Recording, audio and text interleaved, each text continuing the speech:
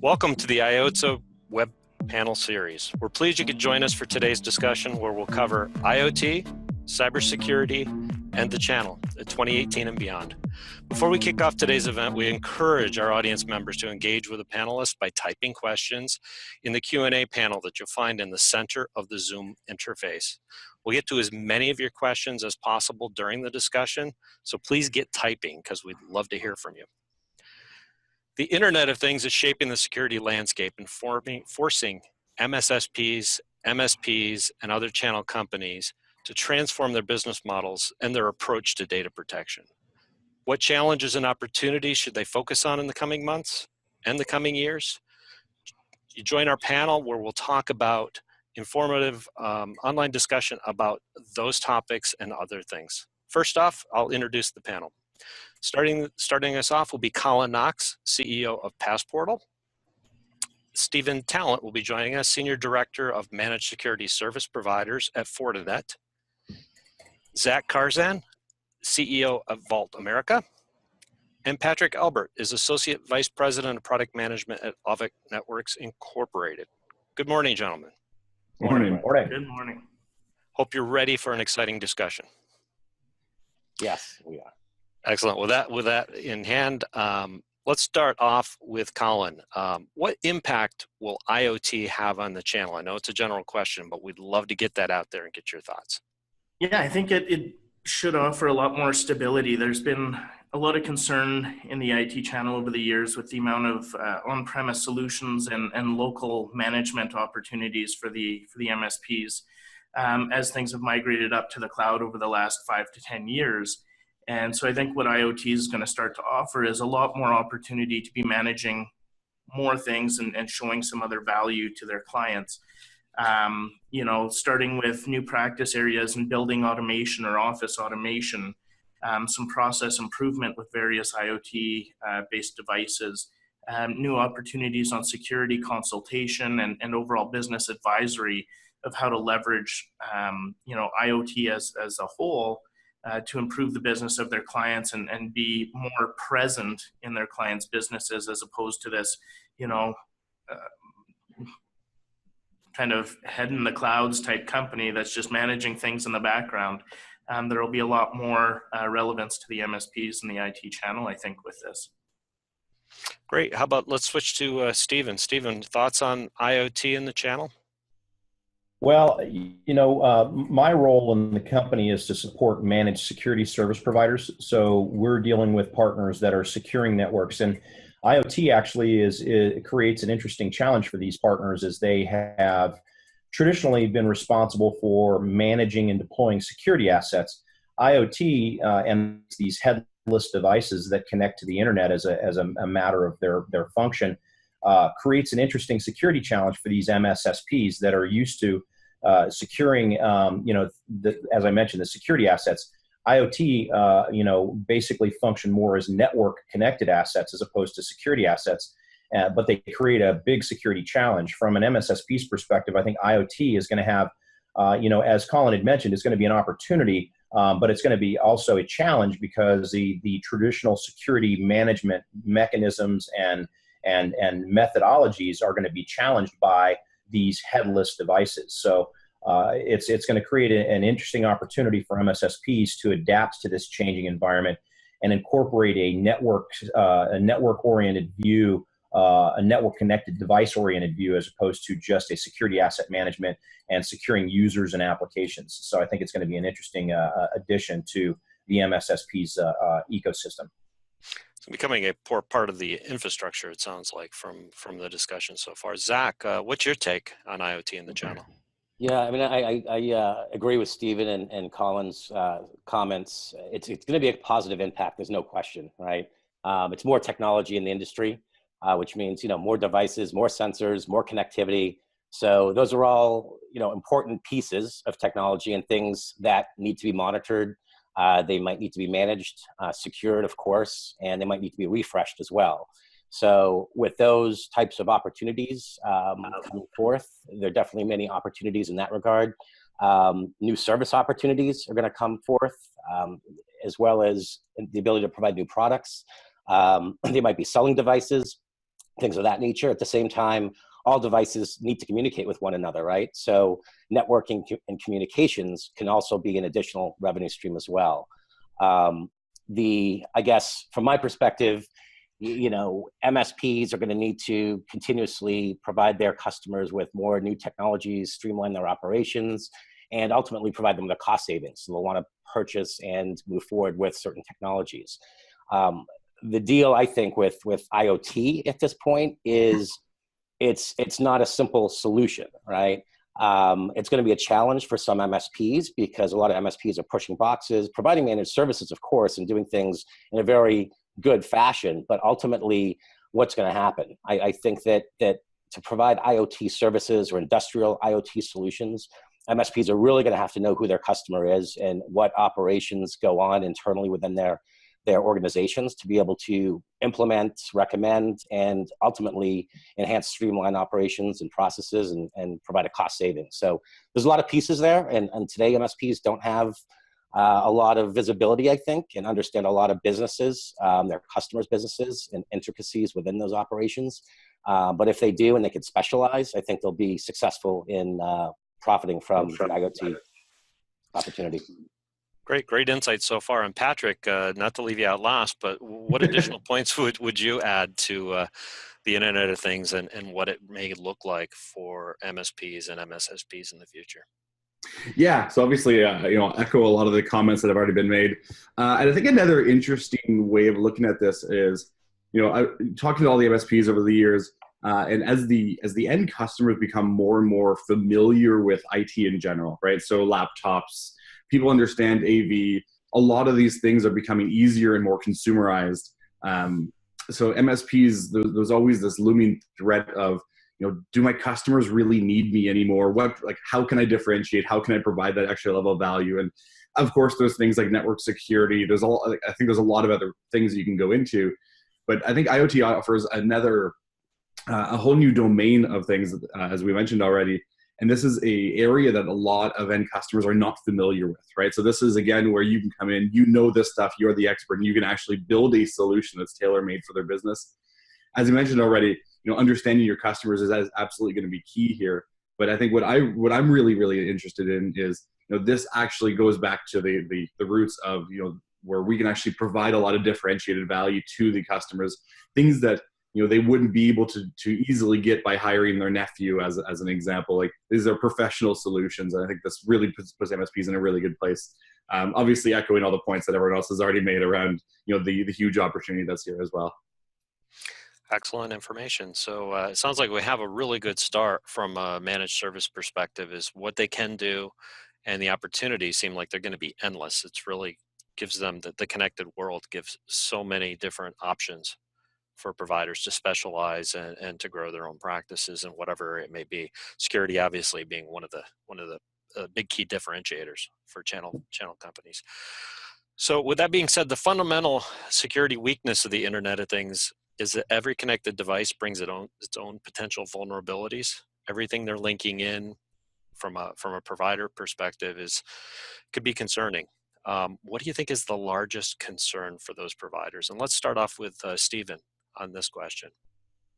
Well, how to secure these devices, I think, is the big challenge facing MSSPs. And really, what the way an MSSP looks at things traditionally has been that they have security operations center management tools that look at, monitor, and gather information from different security assets. In a scenario where there's a breach that's affecting a customer, you've got the network operations side of the house and the security operations side of the house. Those may be different organizations, and you talk to a lot of these MSSPs, and they see it as sort of a separation of church and state, and they don't want those two to mix together.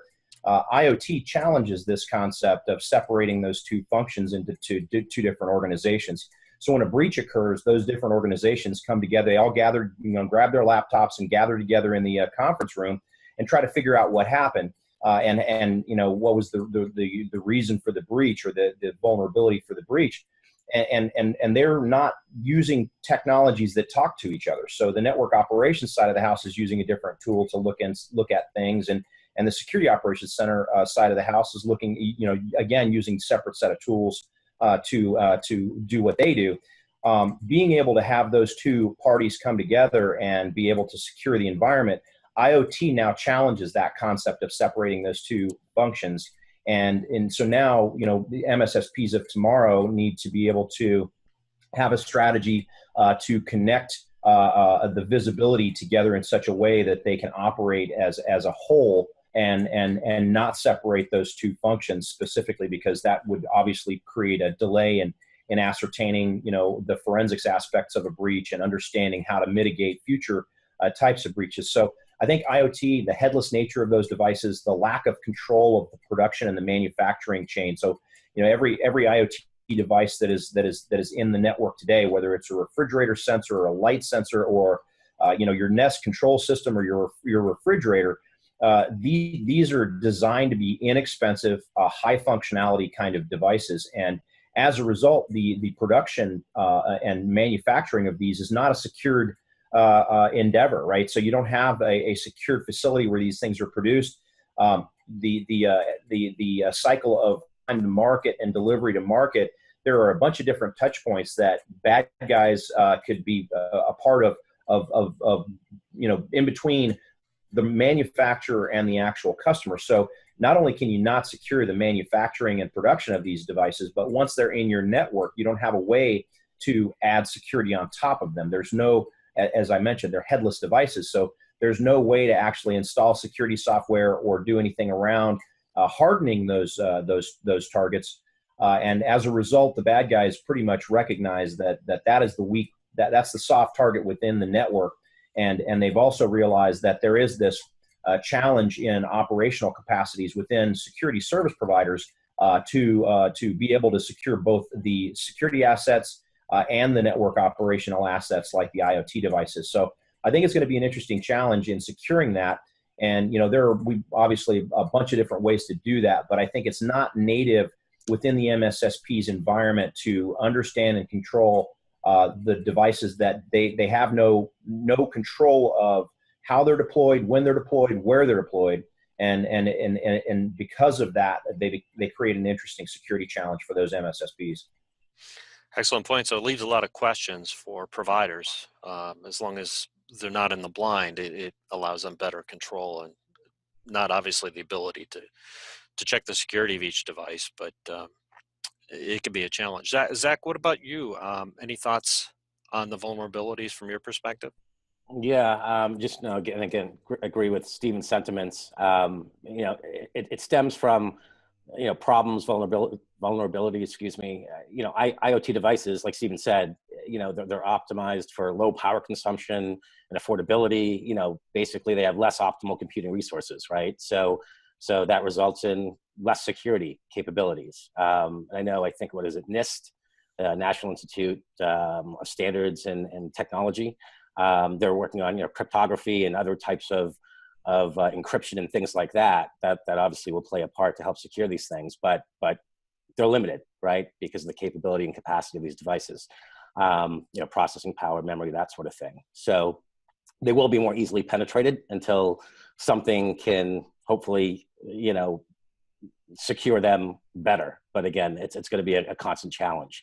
I think that from a provider level, we've all heard about them, right? Connected devices that could result in loss of life, right? For attacks on medical devices, right? Somebody taking remote control of a pacemaker, or remote control of a car, right? And other things that are really, really critical, I think, are these industrial IoT solutions, or really things that are going to play a part in the power grid and the ICS, the industrial control systems, right? Hackers can potentially shut off electricity and water and those types of things. So I think almost any business at any level is exposed. We all already know the numbers of billions and billions, 50, 60 billion devices, IoT devices will be out there. So anything that's going to be connected is going to be connected, right? And it's ultimately, we just have to make sure that, we're able to provide the solutions that need to be there to hopefully limit security problems from coming in, but it's a challenge all the way through.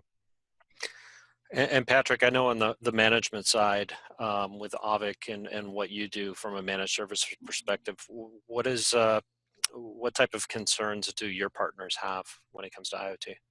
Well, I think actually, even before I get into that, I think just to expand on one of the points that have already been raised, I think an interesting concern here is that we have a lot of vendors that are building these devices that aren't necessarily, they're not necessarily their strength is security, or their one of their core value propositions is security, as we mentioned. It's all about affordability. It's car companies building out. They need to connect to the internet for other reasons. Security isn't necessarily at the forefront of their thoughts in terms of designing these things. So that was just a really interesting point that I wanted to expand on. I think a lot of the concerns that our customers have already expressed and seen is, so right now we're still in the earlier ages of IoT, and a lot of MSPs are still taking advantage and building out their the office automation, et cetera. But what happens to the next MSP that takes over from that MSP, right? So someone's gone in, done a really good job at building out some great automation, a bunch of IoT devices, sensors, et cetera. And for whatever reason, that relationship between the MSP and the customer breaks down. Another MSP comes in, and what's out there, right? These devices aren't as prominent as your desktops, your switches, your routers. They're not these big, huge things. So it's easily missable devices, and I think that's one of the bigger concerns that I've seen is walking into a network. What's out there? I don't even know what these devices are. Where are they? I think those are definitely some concerns. But just to add to that is we talked about vulnerabilities and exploits, and I think that's a very, very, very concerning part of this is. These device manufacturers, there's potentially hundreds of new, or maybe even thousands of new device manufacturers coming out, and they're releasing new firmware versions, security patches. Let's hope. And how do you stay on top of that is another major concern, right? It's on the Windows side today, or even on the endpoint side today, MSPs have a lot of great tools to understand: are these devices patched? Are they up to date? Right? We have great Windows update techniques and monitoring of those things. But there's no great, easy way to look at all of your IoT devices and say, okay, these are all up to date. So it's a fairly manual process, in most cases, to make sure that these things are actually patched and they're not vulnerable. So one of the concerns that we've also seen is the effort that goes into that. These devices are fairly cheap, and we talked about the cost model of these things. They're built as cheap as possible. So say these sensors are $49. I think one of the concerns from our customers are, how can I bake in a $50 a month charge to make sure all these devices are up to date if the device itself is $50? So that's been another business side of things that's been raised by quite a few people. Gotcha. So cost, network awareness obviously is going to be extremely crucial from a MSSP side, is understanding what's being linked in, especially with the standards issue. Really, there is no standards. It's the Wild West when it comes to IoT right now. Yep, absolutely. Well, with that in mind too, go back over to Colin. Colin, do you have any additional thoughts on the vulnerabilities and responsibilities for MSSPs? Yeah, I think, these guys all hit the nail on the head is frankly, there's been no standardization of a security platform or constructive design with security awareness in mind with all of these devices. The way I see it, especially in small business, is this is the next evolution of the potential of what a rogue tech could do. We have all of these things where people create backdoor accounts, and you've got mitigation efforts to protect against that. But alluding back to Patrick's point is if we have no way to standardize the method of discovering these devices on the network, and we don't know what's there, there's a lot of simple opportunity for any type of malicious actor to place rogue devices on a network, place them in there, have backdoor access. And again, when it comes to, doing the security updates and making sure that they're active, the other concern is, as MSPs, the channels focused on reducing the amount of truck rolls. So again, going back to some of Patrick's points, is not even so much a monthly fee to do it, but it's kind of back to the old cheap scanners that used to be out there. How much time are you going to invest in troubleshooting a scanner when you can pick one up for $100 and just replace it? Exactly. What's going to happen to the environment of replacing these devices? the laziness of technicians oftentimes is going to come in and do as quick a deployment as possible and get back out on the road. Again, maybe not making sure that things are configured properly or securely.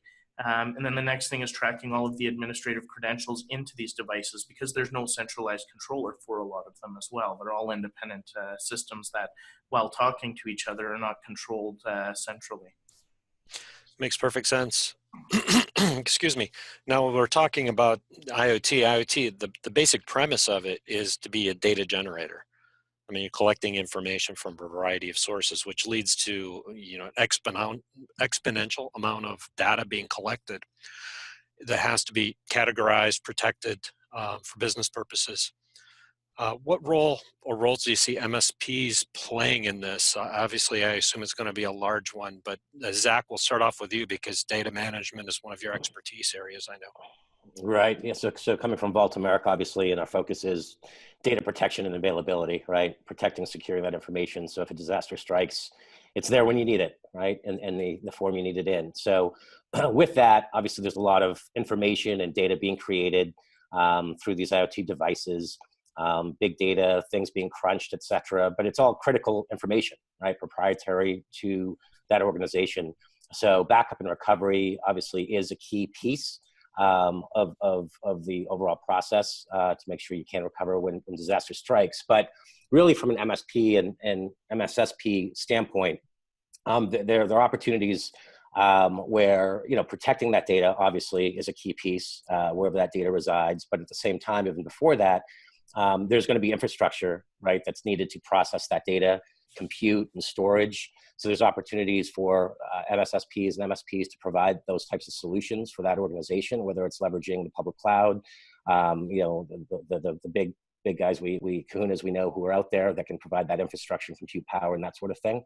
There are also different types of, consulting engagements that are going to come out of this, right? And applications that might need to be provided to the MSPs and customer through the MSP or MSSP to ultimately be able to provide that business, their customer, with an outcome that leverages IoT and streamlines what they need to do to make sure all that data is basically being used for the benefit of that organization. So there's a lot of things around protection, as well as obviously infrastructure and engagement and all those things put together to be able to provide that information in a category, in an organized way that benefits the business. Excellent points. Patrick, let's switch to you too on the same subject, is information management. From your partner perspective, what are you seeing as an opportunity and what are the challenges? I think you're on mute, Patrick. My apologies. I was just drinking a bit of water and I put myself on mute there. It's okay. It's okay. I think the question was really around categorizing and protecting the data. And to me, one of the biggest concerns is where is that data going and who is using it, right? So, in the perfect world scenario, you have a device that you've implemented and it's that data is going to you and you exclusively, and for your business, or for not necessarily you, but the customer or the MSP, depending on the use case. And it's going to you and you're using it for your business case, your business purposes. But ultimately, do you know where that data is going? Is it being replicated elsewhere? And who's accessing it? Those are some of the bigger concerns that we've really seen. Obviously, in the news, there's been a lot of headlines around, so let's say some very, very personal data being exposed to the internet. And we obviously, in looking at that traffic, got to understand where it's going, and is it being replicated to the manufacturer's cloud, quote unquote, anonymously. I think there's a lot of those types of concerns. But I think another interesting thing you're looking at here is also taking a look at access logs. So yes, maybe the data, maybe you can be certain the data is only going to the destination you're intending it to go to. But also who is actually accessing the logs via the unit itself. There's a lot of extra logging that's now in place, and there's MSPs are already struggling with the amount of logs across every single type of device. This just adds another exponential layer of different types of logs to look at and categorize as well. So I wanted to kind of have that bit of a spin on there. So log management is going to be a bigger concern there as well. So understanding failed login attempts, who's actually logging in and logging in for what purposes. So that's kind of the other take I'd take to this question. Those are great points, especially when you're dealing with what could be, terabytes and petabytes of information with some of these larger organizations, even some of the smaller organizations, depending on how many devices they're linking in. Somebody referred to it as kind of like business intelligence, the same way as understanding the information that's being collected, being able to categorize it and put it in the right format, put it in the right people's hands within the organization. And that's going to be a challenge for many providers, but it's also a huge opportunity for those that can figure it out. Let's move over. Colin, we're talking about access. That's probably a great point to bring you into this part of the discussion too. Yeah, I think, it's again, going about the protection of this data, it's protecting who has access to the data. Like these guys have said, it's where it's going, how it's being stored. And the people that have access to it, it's not even so much what they can do with it or are they qualified to deal with it, but it's what damage could they do to it, or how could they release that information, right? There's a whole lot of different sensors and systems out there that could be capturing personally identifiable information that's being transferred somewhere. There's surveillance footage and surveillance data that's being done, office access controls and access logs of knowing when people are coming and going, who's in the office. There's a whole lot of threats on that landscape, just having access to that data. And if the MSPs are configuring these devices to all be pointing to a specific place, this is going to be one of the first times in most MSPs, not the larger ones dealing in the mid-market and enterprise, but in small business, where they're having to take a taste of big data and having to handle data warehousing concepts and concerns, and how you're archiving and backing up that data, how you're providing access to that data and logging the access and protecting that data in itself. Obviously, there's a whole lot of benefit to that data, and you alluded to business intelligence. There's so much information about their business that can be garnered from this information and these logs that, again, it goes back to some of that opportunity that we discussed earlier on business advisory and business intelligence, but wanting to make sure that, if you are putting that data on a public hosting facility, making sure that that facility is compliant with whatever regulatory controls your clients need to abide by, understanding Patriot-wise and data sovereignty-wise where that data is going and being replicated to.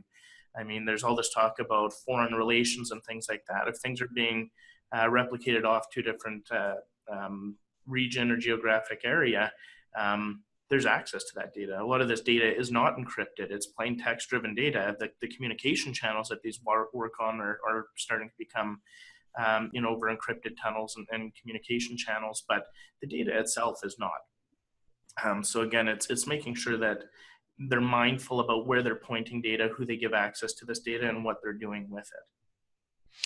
Those are all great points. I know there's in the MSSP community, concerns about managing data when you're bringing in that much information, getting it categorized, storing it, getting it in the right direction, protecting it, obviously is going to be a huge concern, which, Stephen would look at the things that Fortinet does.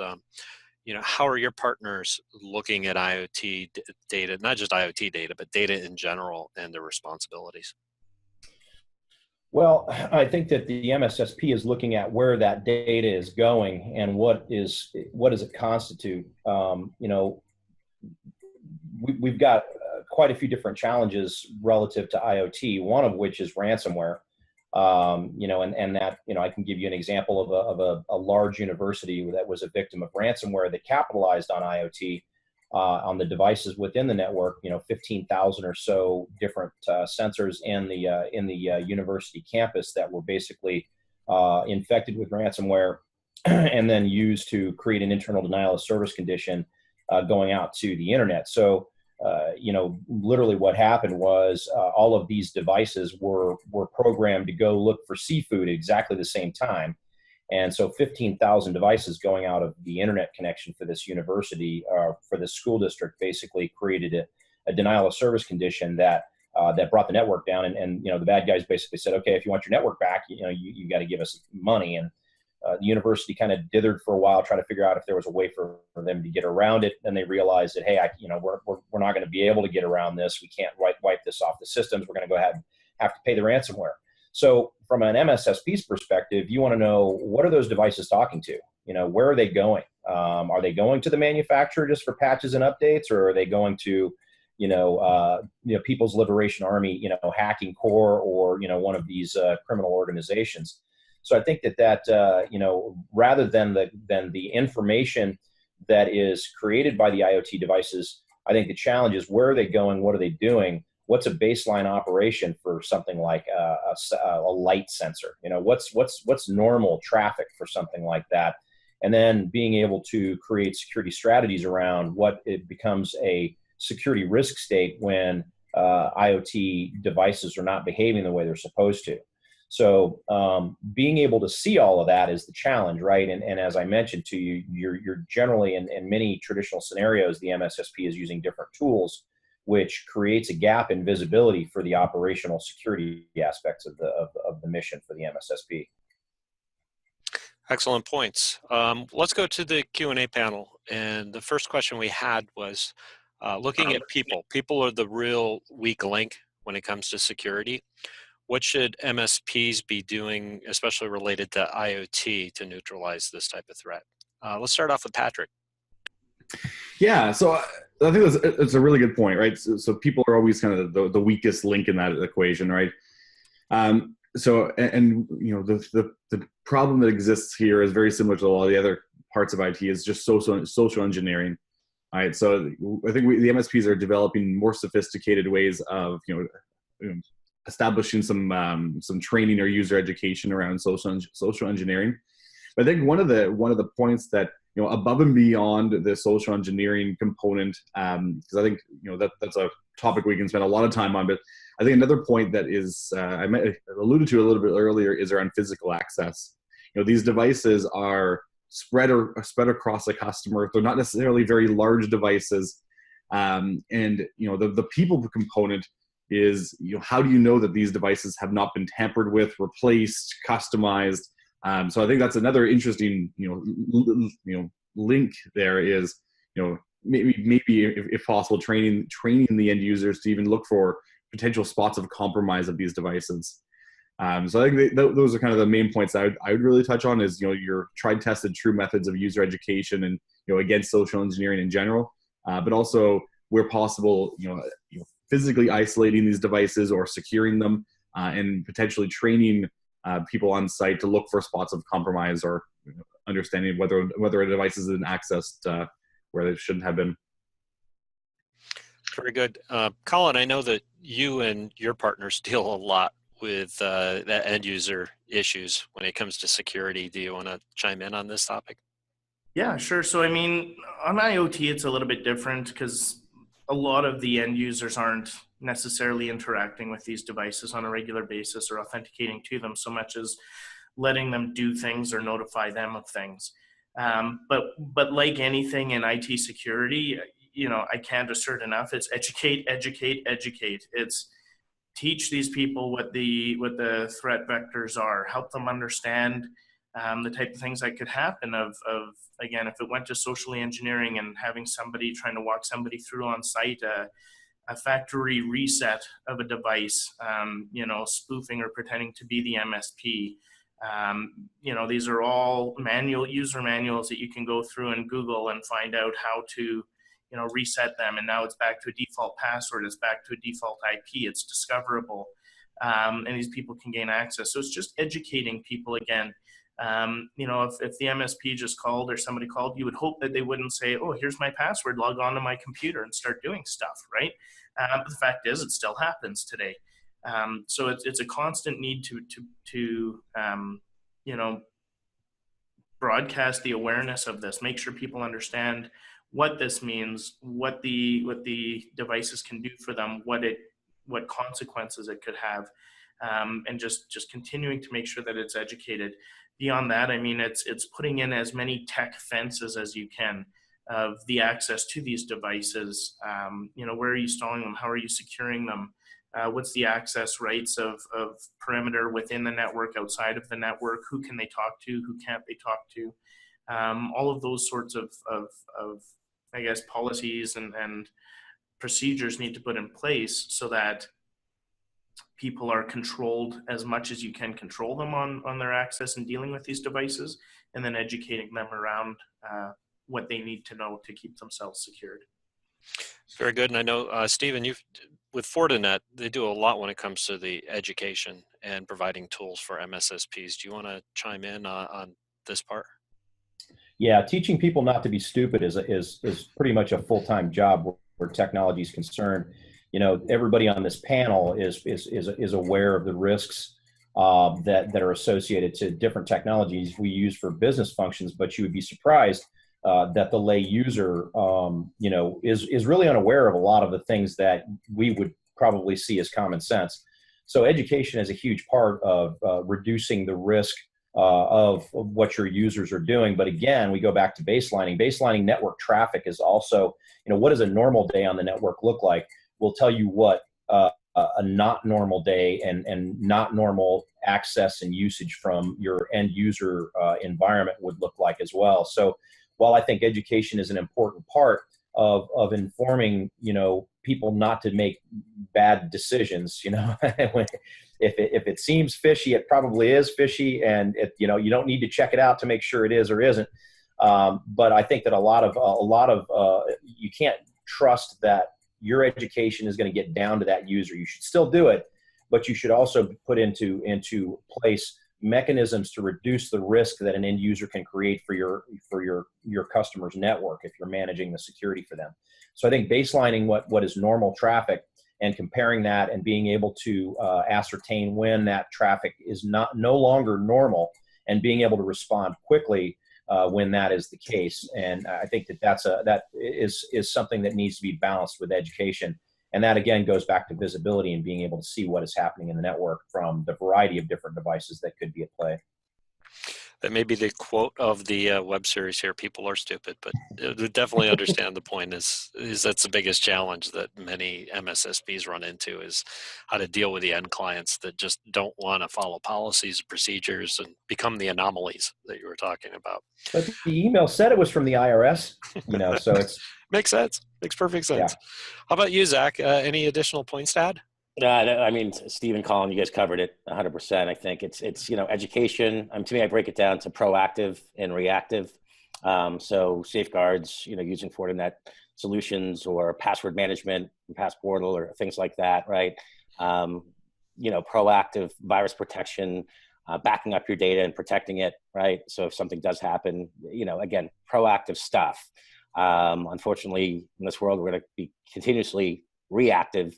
And hopefully become more proactive as new technologies, you know, come abound. But, you know, it just comes back to the basics, right? Educational and being proactive and implementing certain tools and solutions that are out there technically to protect your environment.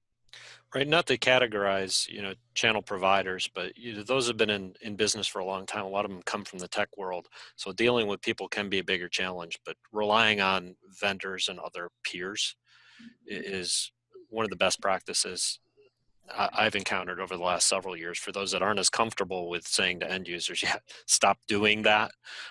These are the policies that need to be developed, partnering and being able to work with others to make sure clients are secure. Seems like one of the things that more providers are doing when they don't have those capabilities themselves. So let's take another question from Q&A. Will encryption be a factor in IoT? I know someone had mentioned that earlier too. I'm not sure which one of you had talked about it, but if so, what part will providers have in the encryption space? Anybody want to take this? I'm just going to open it up to the group. I actually kind of want to start with this one because I have a terrible example of this actually. So I live in a condo building that doesn't have Nest thermostats, but they use Ecobee thermostats. And they all connect to a centralized system, so it has its own Wi-Fi and everything. And the condo building didn't actually didn't encrypt didn't put any protection at all in place actually on the Wi-Fi itself. And you know, I connected onto it not too long ago, and all the data going between these two systems was completely unencrypted. So the credentials that were going back and forth, the management that was going back and forth, completely unencrypted. So had I actually been one to be a terrible person, I could have easily gone in and, changed another person's thermostat to, skyrocket their bill or do anything I wanted to do there. So I think this is absolutely critical because part of the challenge here is, when you buy these devices, it doesn't necessarily say on the box, I'm using encryption, right? So you don't necessarily know what's being used. Is the data encrypted at rest or even in transit? A lot of this stuff you simply don't know. So MSPs, they can't necessarily control whether data is encrypted at rest on these devices, and it's absolutely important for them to know. But you can influence whether it's encrypted in transit at least, right? So that goes down to the basics of securing your network. That goes down to, obviously putting proper authentication systems in place, encryption on your Wi-Fi. That's also things like implementing VLANs, so that making sure that these devices are isolated on the network and maybe they can't even see or talk to any other components on the network, and making sure that the traffic is encrypted where necessary. So I just wanted to throw that great example out there because it was something I discovered a couple of weeks ago when I was actually playing around with these thermostats. So I think my point is, obviously you want to make sure as much as possible the data is encrypted at rest on these devices, but in transit is absolutely within the MSP's control, and that's where the channel needs to, that's what they need to make sure they do that. Excellent point. Anyone else on the encryption? I'll jump in real quick. Oh, Zach, go ahead. No, go ahead, Steve. Go ahead. So the encryption piece from an IoT perspective creates a security challenge, right? So, for example, if a device inside the network is encrypting traffic outbound to someplace on the internet, the firewall can't see it. So the firewall is basically looking for traffic that is unencrypted to see where it's going. It's not used to encrypted devices talking out. So basically the firewall then needs to act as a proxy to decrypt the traffic, make sure it's going where it should be going, and that the content going out is proper content. That becomes a big security challenge from a processor perspective, from the firewall architecture perspective. Our firewalls will do that, but when we do that, it increases basically the size and scale of the device that needs to be available to do that. So imagine in that university scenario, if 15,000 devices are encrypting traffic outbound, the size of the firewall and the scale of the firewall capability to decrypt all of that stuff, ensure that it's legit, going to the right place, and then re-encrypt it and send it on its way. So while an IoT encryption concept may seem like a security move, it actually creates a big problem from a security perspective whenever you're trying to tighten up that traffic. I'll give you an example. A large router manufacturer or security manufacturer basically had internal devices that were shipped to the U.S. Navy, and the sourcing of this technology was not legal. Basically, they were buying these devices. A reseller had bought these devices overseas and had not met federal government specifications for the sourcing of that gear, and they were encrypting traffic out to China.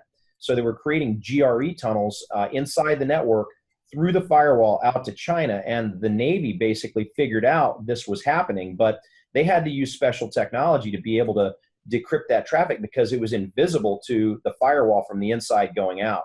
So IoT that's encrypting traffic out of the network creates actually more of a security challenge than I think it solves. But that's me looking at it from a security perspective. And with me, every nail a hammer. So I may have a different sort of bent on that challenge. Zach? Yeah. Thanks. So I was just going to kind of say, from my perspective is there are three things, right? You can either secure the device, you can secure the network, or you can build a brand new network that has security inherently built into that, which is essentially the future internet or a completely different kind of internet. So the device, as Stephen, we talked about earlier, these are limiting devices, right? Computing resources, that sort of thing. So it's going to come down to really securing the network.